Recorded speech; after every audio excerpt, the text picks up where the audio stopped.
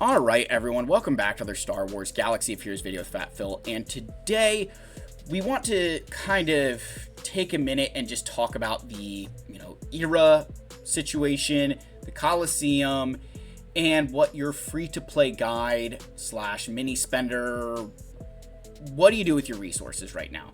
I've gotten a lot of questions asking about the episode pass, asking about character shards, and all those things. We're going to kind of dive into this, and we're going to look at it from the perspective of primarily looking at the free-to-play, and then maybe people like myself who just buy the episode pass. Because if you're spending a lot of money on character shards, you're spending a lot of money on the era materials, fine, but you're in a whole different category of player than a lot of us who are just kind of scraping by at this point. So we're going to kind of target this, give you guys the advice on how to view this content to ensure that you get as much out of it as possible without ruining yourself and burning out on the content.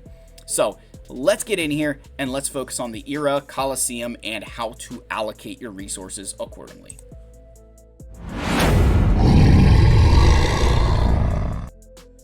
So let's talk the episode track first, and if it's still worth buying the episode pass. I've had a couple questions come up related to the episode pass. Now, there's some very good points. The relic materials here aren't worth as much as they used to because of the raid change. You're able to get more of them. I can buy that.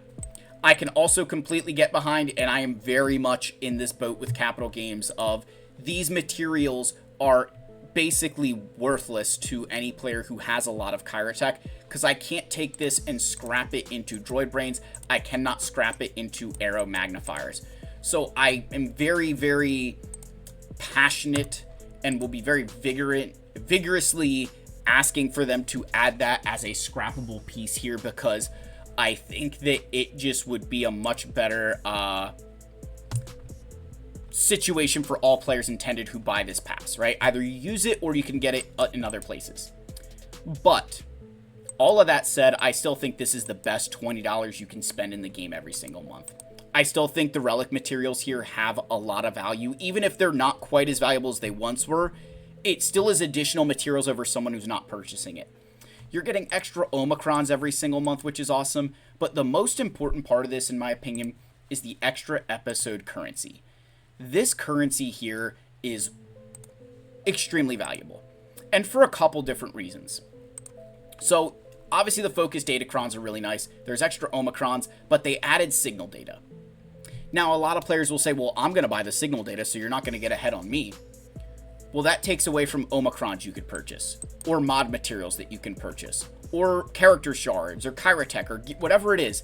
It's extra stuff that you're allowing someone else to purchase. And that is huge for the long-term health of the game. I can tell you that my account has completely benefited from being able to purchase this because I've been able to split Omicrons between Territory Wars and Grand Arena. And, a TV... Excuse me, sorry, I almost threw up talking about Territory Battle Omicrons. But I was able to get a Territory Battle Omicron. Fuck you, Egnards. But all seriousness, it allows you to utilize Omicrons in a way that otherwise you might not feel you're able to, because you're going to get significantly more of them than other players who are at a similar level to you. Now, if you're not buying it, then you're not missing out on anything that you weren't getting before. It is what it is. Move on with life. So again, I did want to mention that because a lot of players had asked. I still think it's very much worth it. There's a lot of really good materials in there that will help you progress your account along pretty significantly. Now, let's talk about the era store. So that's where these packs are. I'm going to tell you that none of this, in my personal opinion, is worth the money or the crystals. Number one, from a crystal perspective, you can only get to level 15 with crystals. You cannot progress beyond level 15 with crystals. The only way to progress beyond level 15 is rewards in the Coliseum, right? It's rewards like this in the Coliseum that get you beyond level 15. And it will be, I think, the marquee event when you go to IG 90. You should be able to get some additional materials from this as well to progress beyond level 15. So there's definitely some stuff there, but it's, it's not right in front of your face. Now, as someone who I can say I did one of these packs, right? And it was, I got like the 20%. So like I technically made resources from it, but I don't think it's worth it. And the reason being, again, I've pointed this out a few times, unused materials will convert to credits automatically when the era ends. Unused materials will convert to credits automatically when the era ends. So you can't carry these over from one era to the next. It's applicable only to the era you're in, and then they convert to credits. So unlike Datacrons, where at least when Datacrons sunset, you get, percentage of them translate to the next set. That's not going to happen here, right? You're not going to get that sort of, boost at the end of this era. They just go away and they go into credits, where credits are basically useless because they halved the cost of credits. You're going to get characters allegedly to level, to gear 12, level 85 anyways, so you don't need the credits for the new characters. So it really just does not make sense for you to be spending any kind of your crystals on these, in this era store for levels. And even if you say, well, Phil, it's going to help me get better rewards in the Coliseum. So I can tell you right now, I obviously attacked early, but I'm normally in this range here of 91 to 250, right? That's where I am. And if you look at the leaderboard here and we go to like a day ago, level 50 here, this guy, he has a level 24 6-star Luke, right? So level 24 Luke. Mine, again, is only level 19. So I'm 5 levels behind him and about 50 levels below him. So it's not looking good for me to try to even, remotely get to where I need to be. And for me to get to, again, into this range, I think I managed it like one time, but 100 extra currency, again, it definitely would be nice to get more, era shipment stuff. But in the scheme of how much there is, you don't want to spend all of your 5 attempts and the crystals in the Coliseum trying to do this. I just don't think that's a smart decision long term. And this kind of gets into, if you're free to play and the way you're looking at these resources. Listen, Relic 10 right now is just a luxury. Relic 10 is pure luxury. It's not a necessity. It is a pure luxury. It's something that is cool, but you're not going to want to sit here and be like, I got to get everybody Relic 10. Because they haven't even, outside of here, it's not available. So you're going to get free materials. I will be curious to see. I think the thing is, if I'm free to play, or a light spender, I'm waiting for Relic 11. And this is why. Because the minute Relic 11 comes into the game, does it replace Relic 10? Where does Relic 10 move to? How does all of that work? That's where I think the question starts to really pick up the pace, is how that transpires. So because I view Relic 10 as a luxury right now and not a necessity, I don't feel you want to be trying to go crazy in the Coliseum for a few extra points. And that's even assuming, again, that you have the ability then to take your signal data and get the corrupted signal data in the Cantina, right? Getting this stuff. That's assuming you have droid brains and Gerda keypads and error magnifiers and impulse detectors to use willingly for those Relic 10. So it's a very expensive process. And because I view it that way, I don't know that I want you trying to spend all these additional resources trying to get to the doorstep of Relic 10 when you could, or to get to Relic 10, when Relic 9 will serve you just as well. And you're not leaving it to chance. Because remember, like I pointed out, you can't get beyond certain levels without spending money.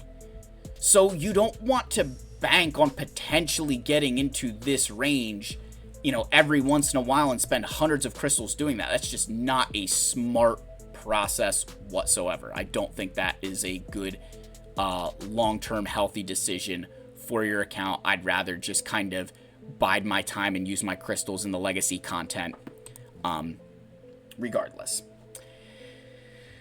Now, the other concept here that players asked about was, is it still worth it to buy the character shards? Or, whether it's your crystal packs or the monetary packs. I definitely still see that value. Again, they're available in the episode pass, but I still see the value.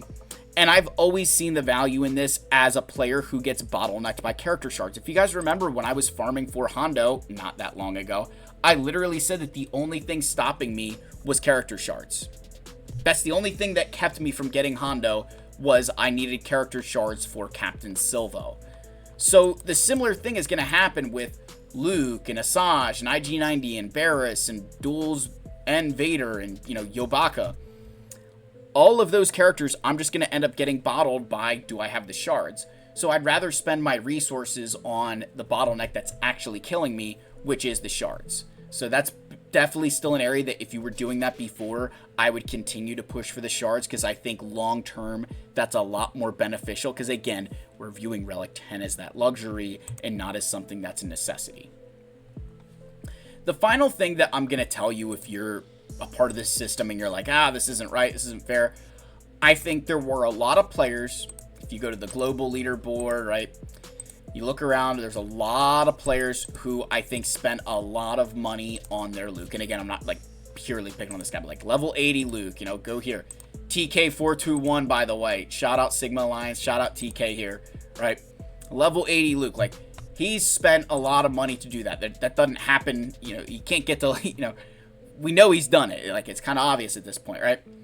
The argument I'm making there is you're not going to be able to catch those players. Right? We're not going to be able to catch them if you're free to play.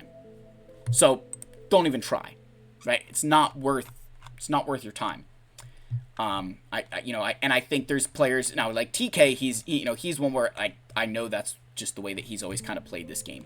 But there's other players, like say in my shard, and let's just pick on M Salvo.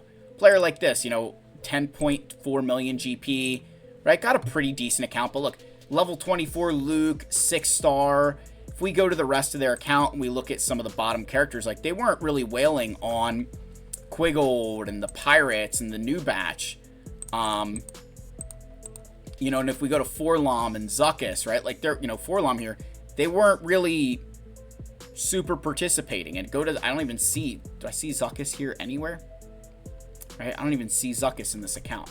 So there's some players who I think they spent, because this was the first era, they're trying to figure it out, that I think they will stop spending or won't be spending as much, because they're going to see that they're not getting what they feel is the bang for their buck. And that is one part of this era system that I think is really scary, in that you imagine there's people, if we go to my top 10, and again, if we go to the 11th guy here, they have a 7-star level 43 Luke. We go to 12 yesterday. Go to 12. 7-star Luke level 42. So the way that reward worked out, that was 500, like the 500 there, right? 500 points for someone who has basically the same level Luke. I mean, that's today. Hold on. Gotta go back here. Sorry, guys. I'm still trying to get used to how all this stuff resets. Look, literally 10th place and 11th place had the same level Luke, and that dropped them, 500 points. Now you say, oh, well, you got to play and skill, but you get the point I'm making. There's people spending a lot of money in this era system and are going to end up getting the same rewards as people who are spending significantly less because of the structure of the rewards, because it's a leaderboard type situation. And remember, you can go into the Coliseum, you use up all your battles, and you can do a refresh. So, I mean, it's a very pay-to-win system. So as a free-to-play, don't even, just do your part, walk away, don't worry about it. I would argue this is one of these things where you kind of let the market come crashing down to you, and then you formulate your plan from there. I don't think right now I see any value in spending your resources inside of this content. I think you focus in the legacy. And I think if you focus on legacy content, you're going to do a lot better, because there's going to be those same players who are getting this. They're only going to get those characters at Relic 6, which sounds really good. But imagine that you're a player like myself. The minute that character comes out of the era, I'm going to Relic 7 them without problem. I'm going to Relic 8 that character, some of those characters, without problem. Where for some of those people, that is a problem because they don't have everything else that they need. So I really believe right now, pump the brakes, bide your time as a free-to-play, focus on building up the legacy part of your account with those resources, and I think a lot of this era stuff will start to kind of calm down. This first one, I think, was always going to be a disaster in regard of the leaderboard and things, and I hope CG kind of puts some fixes in place, tries to figure out a better process moving forward. But yeah, guys, that's kind of just a, Fat Phil talking through the era system of allocating resources. I could have just made this a 1-minute video and said I don't think it's worth it, but I feel explaining kind of some of those aspects paints the picture of thinking outside, and almost to an extent, you've got to think about what happens when all of these characters go from being an era character to being a legacy unit. Are you going to be prepared for that to happen? I'd rather you have the crystals and the resources in place to make that happen, rather than have spent all your crystals trying to get a level 50 Luke or whatever it is, so you can get further in Coliseum and get Relic 10s that you can't even equip because you don't have the other resources.